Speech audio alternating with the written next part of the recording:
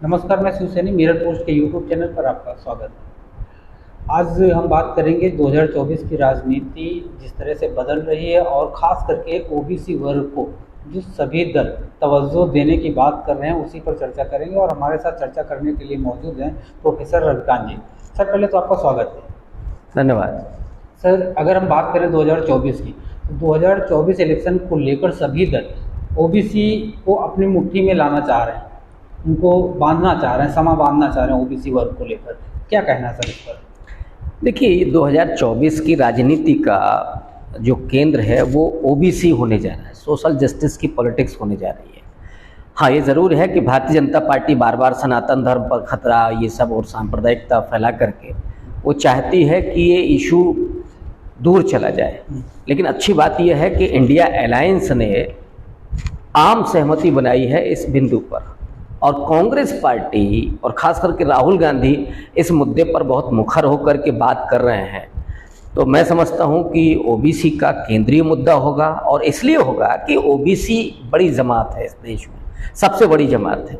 1931 के जनगणना के अनुसार 52% वोट बैंक उसके पास है, और नरेंद्र मोदी को भी मजबूरी में मुखौटा लगाना पड़ा ओबीसी होने का। उसके बाद ही वो चुनाव जीत पाए हैं दो। तो ओबीसी जिधर जाएगा सत्ता उधर जाएगी, राजनीति उधर जाएगी। इस बात को कांग्रेस पार्टी भी समझ रही है, अब इंडिया अलायंस भी समझ रहा है, और नरेंद्र मोदी भी समझ रहे हैं। आपने बात कही है कि नरेंद्र मोदी जी ने ओबीसी का मुखौटा लगाया। इसी पर एक सवाल है कि नरेंद्र मोदी जी कहते हैं कि हम ओबीसी। हाल ही में राहुल गांधी ने एक बयान दिया कि जो देश है उसको सिर्फ 90 लोग ही चला रहे हैं, 90 अफसर चला रहे हैं, उनमें से ओबीसी का प्रतिनिधित्व सिर्फ 3 लोगों का है। तो ऐसे में किसका बयान झूठा कहेंगे और किसका बयान सच कहेंगे? देखिए, नरेंद्र मोदी की जहाँ तक बात है, वो मोड़ घाची बनिया है, और उनकी जाति ओबीसी में आती है नरेंद्र मोदी के मुख्यमंत्री बनने के बाद। हालांकि वो प्रक्रिया पहले से चल रही थी, लेकिन अंतिम जो दस्तखत है वो खुद नरेंद्र मोदी का। तो बाद में बने बनाए ओबीसी हैं, लेकिन वो इस बात को जानते हैं कि ओबीसी का मुद्दा उठाए बिना हम चुनाव नहीं जीत सकते। तो इसलिए उन्होंने वो ओबीसी का मुखौटा लगाया। लेकिन उस मुखौटे के भीतर जो है वो हिंदुत्व का असली आक्रामक चेहरा है, जो इस देश में वर्ण व्यवस्था को स्थापित करना चाहता है, जो इस देश से संविधान को खत्म करना चाहता है, सोशल जस्टिस को खत्म करना चाहता है, आरक्षण को खत्म करना चाहता है, सरकारी नौकरियों को खत्म करना चाहता है। और वो नरेंद्र मोदी, राहुल गांधी ने बिल्कुल ठीक कहा, और मैं मानता हूं कि 100% सच कहा कि कैबिनेट सचिव 90 इस देश को चला रहे हैं, जो 100% एक तरह से जो आपका जो बजट है वो एलोकेशन उनके हाथों के जरिए हो रहा है। लेकिन ओबीसी के सिर्फ 3 अधिकारी हैं, और जिनके हाथों में सिर्फ 5% बजट का एलोकेशन होता है। तो ये जा कहां रहे हैं? सवाल सिर्फ मुखौटों का नहीं, सवाल है नीतियों का, कि नीतियां किसके पक्ष में बन रही हैं। मुखौटा लगाए हैं नरेंद्र मोदी ओबीसी का, लेकिन नीतियां बन रही हैं सवर्णों के पक्ष में। धड़ाम से ईबीसी और ईडब्ल्यूएस आरक्षण हो जाता है, सारी नीतियां सवर्णों के पक्ष में जा रही हैं। ओबीसी को मिल क्या रहा? झुंझुना बजाने के लिए आरक्षण आपने खत्म कर दिया, सरकारी नौकरियां आपने खत्म कर दी। तो झूठ और दर झूठ नरेंद्र मोदी की ये कैफियत है, नरेंद्र मोदी की ये आदत बन चुकी है कि हर मुद्दे पर वो झूठ बोलते हैं। और उन्होंने ये जो अपना मुखौटा लगाया है ओबीसी का, ये छद्म है, ये फरेब है। इस बात को ओबीसी को समझना चाहिए, और इसीलिए मैं अपील करता हूं कि इंडिया अलायंस जो ओबीसी की बात कर रहा है, जो सामाजिक न्याय की बात कर रहा है, जो दलित और पिछड़ों की, आदिवासियों की बात कर रहा है, संविधान और लोकतंत्र को बचाने की बात कर रहा है, उसके साथ उसको खड़े होने की जरूरत है। क्योंकि अगर संविधान नहीं बचता है, लोकतंत्र नहीं बचता है, तो फिर उनके अधिकार भी नहीं बचेंगे, उनके बच्चों का क्या होगा? सर, जैसा कि आप कह रहे हैं कि जो नरेंद्र मोदी जी जिस ओबीसी से आते हैं वो सवर्ण समर्थित है, तो ऐसे में क्या ओबीसी कैटेगराइज नहीं हो जा रहा है कि एक ओबीसी हो गया जो सवर्ण समर्थित है, या फिर ऐसा जो आक्रामक है सिर्फ हिंदुत्व को लेकर? नहीं, ये कैटेगराइजेशन आज भले ही हो रहा हो, लेकिन ये पहले से मौजूद है। ओबीसी के 4 लेयर आपको बिल्कुल स्पष्ट आपको दिखाई देंगे। जो ओबीसी का ब्राह्मण और बनिया तबका है, जिसमें आप गोस्वामी आता है, जिसमें ये सुनार आता है, मोड़ घाची आता है, ये बनिया और ब्राह्मण तबका है जो कर्मकांड करता है। लेकिन असल में ये कैटेगरी में आया ओबीसी में, इसकी जो मानसिकता है वो सवर्णों वाली है। ये कभी भी बीजेपी से हट करके वोट नहीं करेगा, फायदा जरूर उसमें से लेगा, मुखौटा लगाएगा, ओबीसी की बात करेगा, लेकिन ओबीसी के पक्ष में कभी कड़ी खड़ा होगा। जो असली ओबीसी है भाई, जो यादव है, कुर्मी है, सैनी है, मौर्य है, और वो चले जाइए आप, विश्वकर्मा है, नाई है, तेली है, कुम्हार है, ये जो जातियां हैं, राजभर है, चौहान है, बिंद है, कहार है, केवट, ये है ना असली ओबीसी जो पिस रहा है। अब नरेंद्र मोदी उसको भी बड़ व्यवस्था में ढालना चाहते हैं। विश्वकर्मा योजना क्या है कि नाई का बेटा सिर्फ बाल काटेगा, मोची का बेटा सिर्फ जूते बनाएगा, कुम्हार का बेटा सिर्फ घड़े बनाएगा। अरे सब आईएएस वो कब होगा? एक किसान का बेटा क्या आईएएस होने का सपना नहीं देख सकता है? एक मजदूर का बेटा क्या कलेक्टर बनने का सपना नहीं देख सकता है? एक सैनिक का बेटा क्या वो एमबीए करके विदेश नहीं जा सकता पढ़ाई करने? नरेंद्र मोदी ओबीसी, एससी और एसटी के बच्चों के एस्पिरेशन को खत्म कर रहे हैं, उनकी नौकरियां छीन रहे हैं, और इसीलिए इस मुखौटे को अब नोचने की जरूरत है, उसको पर्दाफाश करने की जरूरत है। मध्य प्रदेश में अगर हम बात करें, मध्य प्रदेश की, तो क्योंकि अपना लगा हुआ प्रदेश है, तो वहाँ पर इलेक्शन है। इलेक्शन के पहले भाजपा की 2 लिस्टें जारी हो चुकी, उनमें से अगर हम बात करें तो वर्तमान जो मुख्यमंत्री हैं शिवराज सिंह चौहान, उनका और उनके कैबिनेट में से किसी भी मंत्री का नाम नहीं है। सूत्र ये बता रहे हैं कि वहाँ पे गुजरात फार्मूला लागू हो सकता है, यानी एंटी इनकम्बेंसी के चलते जो जितने भी उनके मंत्रिमंडल में मुख्यमंत्री सहित हैं उन सबका टिकट कट सकता है। क्या देखिए, ये गुजरात फॉर्मूला तो है ही, लेकिन एक और इसमें हथकंडा है, वो है शिवराज सिंह चौहान को निकाल करके बाहर करना। शिवराज सिंह चौहान जो ओबीसी जमात से आते हैं, हमें कोई उनसे सिंपैथी नहीं है, लेकिन हकीकत ये है कि नरेंद्र मोदी को शिवराज सिंह चौहान से डर लगता है। एक अनुभवशील व्यक्ति है, लंबे समय से राजनीति कर रहा है, और टिकट किसको दिए जा रहे हैं? तोमर को दिए जा रहे हैं। माने सवर्ण लोगों को अब तैयारी की जा रही कि अगर बीजेपी वहां चुनाव जीतती है तो साहब वहां तोमर साहब बैठेंगे, कोई ब्राह्मण बैठेगा, और शिवराज सिंह चौहान को निकल करके बाहर भेज दिया जाएगा।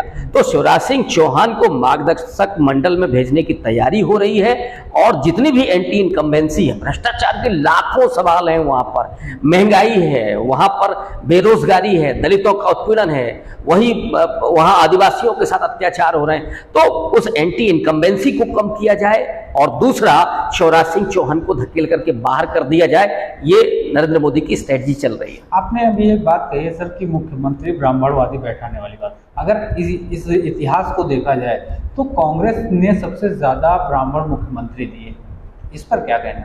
देखिए, एक दौर था जो डेमोक्रेसी का डेवलपमेंट है, वो डेवलपमेंट इसी तरह से हुआ है।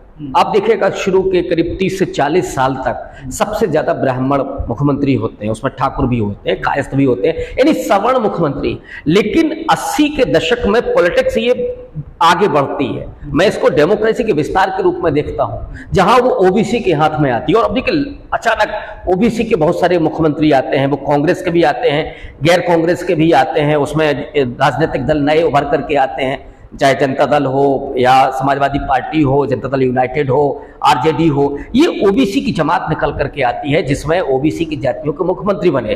और उसके बाद जो डेमोक्रेसी जानी चाहिए थी, लोकतंत्र जहां बढ़ना चाहिए था, वो अति पिछड़ों के हाथ में जाना चाहिए था, वो नॉन जाट और दलित के हाथ में जाना चाहिए था, लेकिन ये पॉलिटिक्स रुक गई। और यही वजह है कि वो प्रतिक्रियावादी ताकतें हावी हो गई, हिंदुत्ववादी ताकतें हावी हो गई। इसका एक दोषी तो ये सोशल जस्टिस की पॉलिटिक्स भी है कि जिसे उस बैटन को दे देना चाहिए था अति पिछड़ों के हाथों में, जो दलित जातियां हैं उनके हाथों में जो बैटन सौंप देनी चाहिए थी, इन्होंने अपने हाथ में ही पकड़ करके रखा, और इस वजह से उन्होंने मौका दे दिया हिंदुत्ववादी ताकतों को कि जहां ब्राह्मण और ये सब हावी हो गए। तो जो कांग्रेस का ब्राह्मण था वो ब्राह्मणवादी नहीं था, ये आपको फर्क करना पड़ेगा। वो जो नीतियां बना रहा था उसमें ये नहीं था, वो हाँ अपने लोगों का हित कर रहा था, लेकिन वो ब्राह्मणवादी व्यवस्था को लागू नहीं कर रहा था। अब तो ओबीसी मुख्यमंत्री है, ओबीसी प्रधानमंत्री अपने आप को कहता है, वो ब्राह्मणवादी व्यवस्था को लागू कर रहा है। तो ये कांग्रेस के ब्राह्मणों में और आरएसएस के ब्राह्मण में आपको फर्क करना पड़ेगा, समझना पड़ेगा कि ओबीसी होते हुए भी ब्राह्मणवादी व्यवस्था को कौन मजबूत कर रहा है, और कौन ब्राह्मण होते हुए भी इस देश में डेमोक्रेसी, धर्मनिरपेक्षता और सामाजिक न्याय को बढ़ावा दे रहा था। यानी इस हिसाब से तो अगर हम बात करें, जो कांग्रेस का जो ब्राह्मणवाद था, वो जो मुख्यमंत्री ब्राह्मणों को बनाते थे, वो आज के मुख्यमंत्री जो बनाए जा रहे हैं ब्राह्मण, उनसे सुपीरियर था? नहीं, देखिए, उनके सोच के स्तर पर बेहतर थे। वो ब्राह्मण थे लेकिन ब्राह्मणवादी नहीं थे। नीतियों में। नीतियां, चूंकि नीतियां चलती थी केंद्र से, केंद्र में गांधी परिवार बैठा हुआ था। गांधी परिवार बेहद लिबरल रहा है, डेमोक्रेटिक रहा है, तो उसके जरिए जो ब्राह्मण अगर करना भी चाहता था तो नहीं कर पाता था। जैसे उत्तर प्रदेश में नरेंद्र दत्त तिवारी थे कभी, तो नरेंद्र दत्त तिवारी ने जब इंदिरा गांधी आपातकाल में जब ये कहती थी कि हम हर जनों आदिवासियों के लिए काम कर रहे हैं, तो मजाल थी नरेंद्र दत्त तिवारी की कि वो काम नहीं कर सके, वो नीतियां नहीं आगे बढ़ा सके। आज नरेंद्र मोदी जब बैठे हुए हैं तो वो ढकोसला करते हैं, विश्वकर्मा योजना लेकर के आते हैं कि नाई का बेटा सिर्फ बाल काटेगा, मोची का बेटा सिर्फ जूते बनाएगा, ये वो लेकर के आ रहा है जो अपने आप को ओबीसी कहता है। तो वो जो ब्राह्मण थे वो सोच के स्तर पर लिबरल थे, डेमोक्रेट्स थे, और उन्हें गांधी परिवार चला रहा था। लेकिन ये जो है वो इनको आरएसएस चला रहा है, अगर ओबीसी भी है तो आरएसएस चला रहा है, और ये ब्राह्मणवादी व्यवस्था को मजबूत कर रहा है। अभी हाल ही में कर्नाटक से कांग्रेस के विधायक हैं बी आर पाटिल, उनका एक बयान आया कि 2024 से पहले यानी भाजपा राम मंदिर पर बम गिरवा सकती है, और जिसका जो आरोप है वो मुसलमानों पर गढ़ सकती है। ये जो बयान है इसको राजनीतिक लिहाज से मैं खुद सबसे निचले स्तर का मानता हूँ। आप सर इसको किस नजरिए से देख रहे हैं? नहीं, आज की पॉलिटिक्स में देखिए कुछ भी संभव है, और जो पाटिल ने कहा है सतपाल मलिक पहले कह चुके हैं। उन्होंने कहा था कि राम मंदिर पर हमला हो सकता है, या किसी नेता की हत्या हो सकती है, या कुछ भी हो सकता है। जब पुलवामा हो सकता है, और ये इसलिए कहा जा रहा है कि पुलवामा में किसने अटैक किया था, कौन आतंकवादी उसमें शामिल था, कौन आतंकवादी संगठन शामिल था, वो आज तक नहीं पता चला। ये कैसे हो सकता है? आपकी आईबी, आपकी ये सब इंटेलिजेंस आपकी क्या कर रही थी? क्या सर आपको लगता है कि वाकई में भाजपा इतना निचले स्तर का काम कर सकती है, खुद राम मंदिर बनवा के राम मंदिर पर हमला करवा सकती है? नहीं, देखिए, ये इसके बारे में मैं तो नहीं कह सकता, जो राजनीति में है वो ज्यादा जानते हैं। लेकिन मैं तो पुलवामा की बात कर रहा हूं कि पुलवामा कैसे हो गया, और सतपाल मलिक की मैं बात कर रहा हूं कि जब वो कहते हैं कि ये हो सकता है। सतपाल मलिक तो नरेंद्र मोदी के नजदीक ही रहे हैं, वो जम्मू कश्मीर के गवर्नर रहे हैं, तो वो अगर जब कह रहे हैं तो हमें भरोसा होने लगता है कि भाई कुछ भी हो सकता है इस देश में, इस राजनीति में कुछ भी हो सकता है, दंगे कराए जा सकते हैं, हत्याएं हो सकती हैं। तो फिर ये क्या है? और ये हो सकता है कि पॉलिटिकल बयान हो, लेकिन ये बयान आशंका तो पैदा करता ही है। अगर राजनीतिक स्टंट भी है तब भी तो कहीं ना कहीं जो मन में एक सवाल पैदा करता है। उसी सवाल को लेकर हम आपसे भी समझना चाह रहे थे, तो आपको क्या लगता है इस पर? देखिए, मैंने कहा ना कि मैं पॉलिटिक्स में नहीं हूँ, मैं उन चीज़ों को नहीं जानता, मैं कोई नज़दीकी व्यक्ति भी नहीं हूँ। अगर हम बात करें भाजपा का अभी तक का जो नेचर रहा है, जिस नेचर के हिसाब से आप नहीं, नेचर के हिसाब से सतपाल मलिक ने भी कहा, ये पाटिल भी कह रहे हैं, उसी बात को मैं भी कह रहा हूँ कि कुछ भी हो सकता है। अब वो ज़्यादा जानते होंगे, मैं उनकी बात, मैं अपनी बात कह रहा हूँ कि हो सकता है भाई, जो वो अनुमान लगा रहा, उनको कहीं से इनपुट मिला होगा। अब मुझे तो कोई इस तरह का इनपुट नहीं है, लेकिन जिस तरह की राजनीति का चरित्र है इस समय का, उसमें कुछ भी हो सकता है साहब। प्रज्ञा ठाकुर जब गॉडसे को देशभक्त कह सकती हैं, जो एक पूजा शकुन नाम की वो गांधी के चित्र पर रोज वो गोली मारती है, तो इस देश में क्या नहीं हो सकता है? वाकई में सर क्या लगता है कि जिस तरह से ये पॉलिटिकल जो कैरेक्टर है, ये अपने आप में जो हिंसात्मक होता जा रहा है, ये समाज के दृष्टिकोण से कितना उचित लग रहा है आपको? ये समाज को तोड़ने वाला है।